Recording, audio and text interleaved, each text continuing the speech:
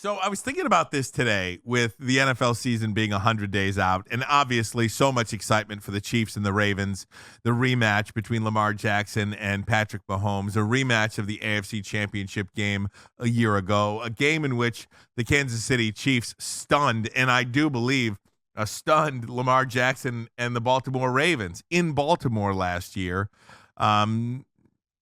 Baltimore, for whatever reason, went away from everything they did to have success in the regular season and kind of clammed up against Kansas City. So I'm looking forward to that. But when it comes to the Detroit Lions, if you look at their schedule, and I don't know if we could pull one up quick or not. I don't know, Pete. I don't mean to call you out there on that. I did not plan this. So I apologize. Don't worry if you don't have one. But I just wanted to, if you had time, if you can get one up. Last year, I think if you looked at the Lions' schedule, the most exciting game on it was the first one, Lions at Chiefs. I think that was the measuring stick. And this year, the game I'm most excited for on their schedule, week 1 at home against the Rams. Mm-hmm.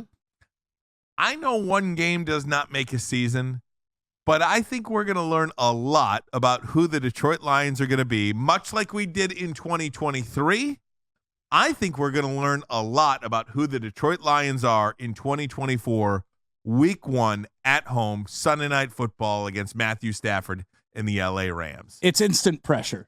That's what it is. And that's exactly how they started the season last year. Instant pressure. Either you're getting it done against the Super Bowl champs or you're not. Either you're getting it done against your ex-girlfriend week 1 or you're not. And that's exactly what Matthew Stafford is. Because if you won the playoff game last year, which we did, but you come back and lose week 1, it kind of takes a little bit of the happiness away from beating him in the playoffs. Now, obviously, playoffs are a lot more important than regular season games.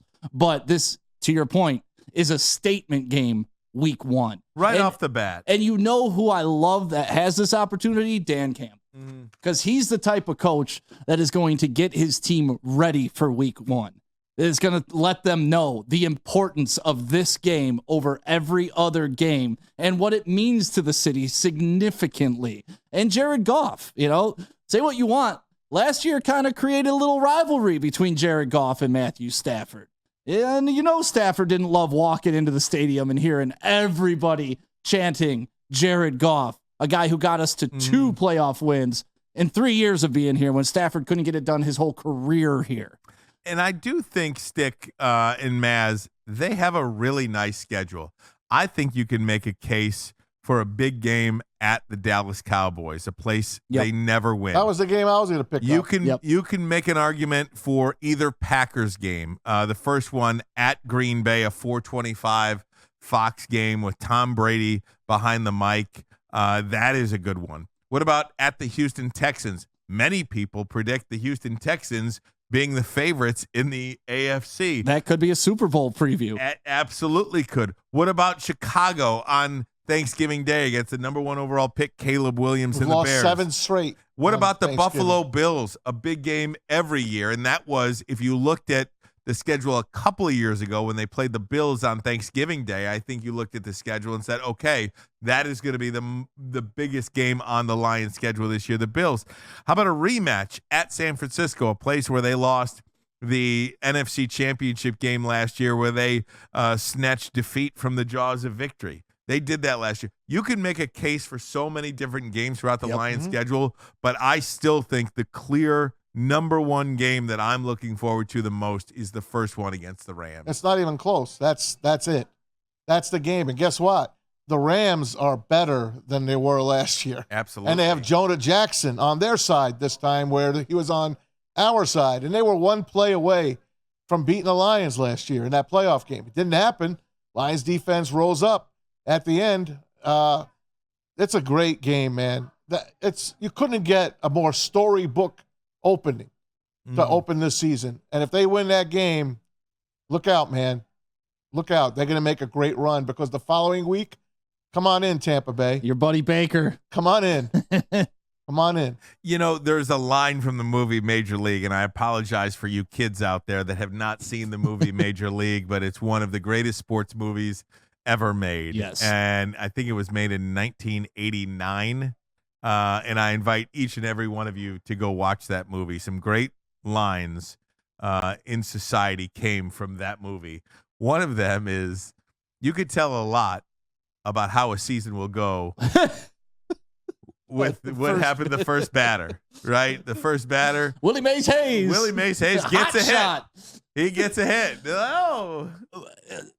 This is going to be crazy conspiracy. And I thought about this a lot because I watched that movie a couple weeks ago. So, I don't care about spoiler alerts. So, right, Willie Mays Hayes gets on base with a little oopsie daisy. And that's Wesley Snipes. And then he gets caught trying to steal second. Picked off. Right? He does he get picked off? Oh, he gets picked off. He gets picked off. The guy says, look at your shoelace. Yeah. He looks down, pick him off. But if you go to the end of the movie, right? And he said their season's going to go a lot like it did at the beginning. What was the situation? Willie Mays Hayes at first. He does the fake bunt. He says he's going to bunt, and he scores from first when he takes off. Oh my God. So really, there was symmetry in the first hit and the last hit of the season. I realized it like 2 weeks ago when I watched the movie. It's a beautiful thought. It really is. When Taylor, pointed at oh God, what a great movie. Fantastic. My nickname in Little League was Wild Thing, and I wore 99 because of that movie. Ricky Vaughn, baby. Yeah, Ricky Vaughn. Long way for me to get to. Sorry. No, it's totally fine, but a long way for me to get to. I think you're going to be able to tell a lot about how the 2024 season is going to go with the result of this first game against the LA Rams. I think if they beat the Rams, you're looking at 12, 13 wins. I think if they lose to the Rams, I think you're looking at 10 or 11 wins. Okay. And so that's a difference from competing for the number one overall seed or the number one seed in the NFC to winning your division and maybe getting a 3 or a 4 seed. It definitely is momentum going forward. And I like to be reserved on these things because it is a long season. And just because you trip up week 1 doesn't mean you can't go on that winning streak. So I don't want to panic if they lose because we do know LA's a decent team. But if they win, I think everybody's going to be a little bit more high on hopium than we would have been had they taken a loss. And I'm glad you're here today because I'll throw this out again. The Matthew Stafford tribute, which I believe will happen on week 1. I do believe there'll be a video. I do believe they'll stand up and cheer him. I know you hate his guts. I don't hate his guts. I'm just saying, I know you want to hate him. And I don't want to hate him. Okay, I'm just saying, are you good with that if they do that? I just don't see why. Like, if he retired and rode off into the sunset and he came back for, he's in the Ring of Honor, let's do it. But what has Matthew Stafford done in a Lions uniform to deserve a tribute? He's had one of the great careers of any Detroit Lion. Got us what? Well, I mean, you need other people to help too. I don't want to hear that. I think it's the truth. It's a team game. Calvin Johnson, you get your tribute. Matthew Stafford, who chose to leave because you didn't want to endure a rebuild and then came back to the city. And then you come back to the city, your team loses, and you give zero credit to the city saying how nobody deserved it. You know why that happened. I don't care why it happened. It happened, Maz. Because his wife told him. I don't care why it happened. His wife said they booed us and the girls. So that was in his head as he went to the podium. Great. I don't really care what happens, to be honest with you. I think they would do something with them or whatever. It's an ex-girlfriend. That's what it is. Like, if your ex-girlfriend shows up at your new house, you're not going to just bust out the old photo album and go through it. What did he ever do for the Get rid of it. Get rid of it. It's your past. Get over it. You asked the question, what did he ever do for the Lions? Exactly. He did enough where he's going to be in the Ring of Honor or the Lions Den or whatever whatever they call it. I think there's only so many players in Lions history that have had their names etched in stone, for lack of a better way to say it. So he is part of. Now, he never won a playoff game or anything like that, or a division, or again, had winning record against winning teams, or like there's just so many things he didn't. Beat the Browns. He beat the Browns with a busted shoulder. Barry Sanders got a playoff win. Want to play? Calvin Johnson did not. Calvin Johnson did not, but Calvin Johnson also did not leave and go to another team. He retired. He wanted to. He wanted to. But they he wouldn't didn't, let him. but he didn't. They wouldn't allow him. They would. Yeah. Well, he didn't. I mean, the Right. facts are the facts. Calvin Johnson, whether you like it or not, is a Lion, right? You can't associate him with any other team. When Matthew Stafford goes in the Hall of Fame, what do you think he's going to go as? I don't know. He's going to go as a Ram. He won a Super Bowl. The Super Bowl is what makes him a Hall of Famer. So he's going to go in as a Ram. He's going to have no association with the Lions. I think it's such a loser mentality. He was our number one pick, and Goff was their number one pick. Right. And overall, are they going to throw a parade for Goff when he returns? No. So why should we for Stafford? Okay.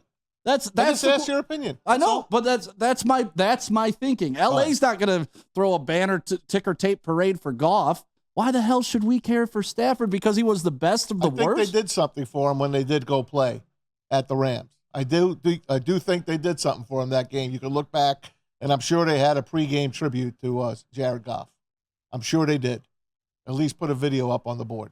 Yeah, look it up. I don't know. Listen, Stafford's great. He was his time here at that time. He was the greatest quarterback to ever put on a Lions uniform. Right. I'm never knocking the guy's talent. His attitude and post-game press conferences, how aloof he was, how he wasn't a leader and got our team through playoff games, how he let little things rock him. He never could get it done in a Detroit uniform, whether you love him or not. That's the fact. Yeah. So I don't know why you reward a guy who couldn't get it done. All right. Because he was the best of what was bad? I don't know. You were better than... His numbers are still great as a Lion. John Kitna's were amazing, too. I'll agree to disagree with you on that one. Me too. I'll agree to disagree with you on that one. Sell me on it, though, guys. Why would you? Look at his numbers as a Lion. Yeah, he's the greatest quarterback ever to play for the franchise, numbers-wise. But what does that mean when your franchise didn't do anything? I mean... They didn't do anything for 60 years, buddy. Are they They have not... Right, and he was part of that 60. He was the best. He was 1/6 of that 60 years. So you have to take, I think, for me, you have to appreciate the slices of pie you did get, even though you didn't get the full cake over a 60-plus year period. You have to enjoy, as a fan, I think, and appreciate the slice of pie that you did get, because this franchise has had so many iterations of itself. They have had so much losing. They have had so much. Right. I mean, just they've only had 2 slices of winning. They're an upside. That's it. It's one of the worst run franchises in the history of sports until 4 years ago, and it wasn't up to the players to choose that. And I think you're making a great point here, and this kind of leads into what my next point was going to be. He should get honored by SOL standards. He should not get honored by Dan Campbell Lions standards. Well, this franchise is more than 4 years old. I understand that, but what we're honoring him is for the past crappy Lions. What he accomplished then would not be acceptable now, correct? If you put Matthew Stafford on this team, they would win the Super Bowl too. Okay, but what he accomplished then would not be acceptable now, correct? Well, it's a completely different organization. It's a completely different I'm just standard. talking about accomplishments. This is history. This is what has been established. If Matthew Stafford had Dan Campbell, Brad Holmes, the offensive line, the run game, and every... I know. I've heard that about Stafford forever. But what I'm saying is, I mean, do you think if Jared Goff failed 3 times in the playoffs, would we be throwing him a parade like you guys want to do for Stafford? I didn't say a parade. Yeah, no. Or a tribute. Yeah. I said a tribute video prior to the game. Right. Well, that's what I'm saying. Stafford, we could throw him a tribute for SOL because that's what he is. He was a good of the bad Lions. Okay. But he is not. He's not successful. He's not. He wasn't successful. He is going to be in consideration because he won a Super Bowl with a different team. Even without it. Yeah, I don't know, man. I'm with this guy. I'm with Apollo. John Kitna tribute. He threw for over 5,000 yards in that Mike Martz offense. Right. He did. Did he not? Okay. 1 year. See, you guys, you want it both ways, Maz. No. You want it both ways. No. Matthew Stafford is the best SOL I'm quarterback just saying, of all time. appreciate what he did for your team. And then really appreciate what did he do for my team, though? That's what I'm asking. He got traded, and he brought you Jared Goff and a bunch of draft picks. Right. Because he wanted to be traded because he didn't believe in Brad Holmes. He didn't believe in Dan Campbell, and he didn't want to stick around for another rebuild. It was his 4th rebuild. I get that. But Fourth. guess what? Maz, that doesn't change the fact that he didn't want to sit through it. And he could have been here enjoying the fruits of the labor. He wouldn't Chanted have. Matthew What would you have Stafford. done if you got off and when he got off? Because if Listen. they didn't get traded, the Lions would not have had the draft picks Correct. that they Matthew had in Stafford- order to get the players that they got. Matthew Stafford had no problem signing contracts This and is making collecting my head checks. hurt. He had no problem. This is being- what happens when sticks. He had with no you. problem being the I already highest paid took- quarterback. I literally look what I just took. See this? This is for migraine. You act Headache like we I didn't. literally just took it about 15 minutes ago. You guys act because like I'm we already didn't pay Stafford. done with Stick. I'm already done with him. Did we pay Stafford almost $250 million? You called for a break in the first hour. I'm going to call for a Please. break now. We'll Jeff, go I will around. tap out on this argument too because you got nothing. You We'll go got around. nothing. We'll Just go like around. Stafford Oh, and my his God. playoff victories. We'll go. 0. Let's go to Stick in Bloomfield Hills. Stick, you're on.